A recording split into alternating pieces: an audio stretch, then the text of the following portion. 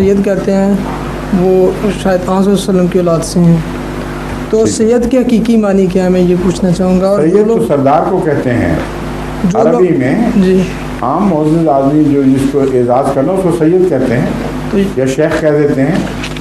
تو سید چونکہ ہمارے ہاں محاورے میں سید سے مراد حضرت صلی اللہ علیہ وسلم کی اولاد، جی آپ کی نسل میں سے جو لوگ پیدا ہوتے ہیں ان کے لیے استعمال ہوتا ہے، اس لیے وہاں کے لیے یہی محاورہ درست ہے۔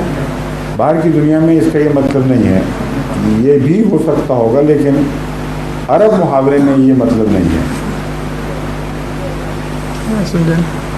عرب محاورے میں سید صرف عزت کا لفظ ہے۔ جی اذا سید منا خلا قام سید قول لما قال الکرام فول، یہ عرب شاعر کا شعر ہے، جب سید ہم میں سے کوئی فوت ہو جاتا ہے تو ایک اور سید کھڑا ہو جاتا ہے۔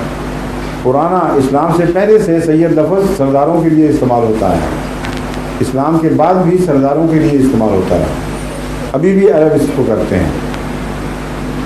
حضور صلی اللہ علیہ وسلم کی اولاد طیبہ سے متعلق ہندو پاکستان میں یہ لفظ مخصوص ہو گیا ہے، ساری دنیا میں نہیں ہے۔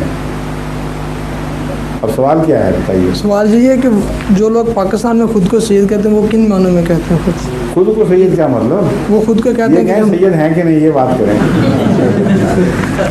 ہاں یہ بتا دیں آپ کہ وہ ہیں کہ نہیں، اگر وہ خود کو حضرت صلی اللہ علیہ وسلم کی اولاد میں سے ہوں، آپ کی وارث خون ان کے اندر رگوں میں دوڑ رہا ہو، چاہے بہت دور کا ہو، مگر ہوں گے تو نسل میں سے نا، جی ان کے لیے ہمارے ملک میں سید کا محاورہ بولا جاتا ہے جو ناجائز نہیں ہے، ایک اصطلاح بن گیا ہے۔ اس پر آپ کو کیا اعتراض ہے؟ اعتراض نہیں ہے، اعتراض تو کوئی نہیں۔ پھر کیا سوال کیا ہے؟ پھر سوال مطلب میں اس لیے پوچھ رہا ہوں، میں مطلب پوچھنا چاہتا تھا، ایک تو میں مطلب پوچھنا چاہتا تھا سید کا مطلب کیا ہے؟ سید کا مطلب سردار، بس۔ اگلی بات ایک کہا تھا نا آپ نے، اگلا بتائیں کیا پوچھنا چاہتے ہیں؟ ایک تو یہ پوچھنا چاہتے تھے، دوسرے کیا پوچھنا چاہتے تھے؟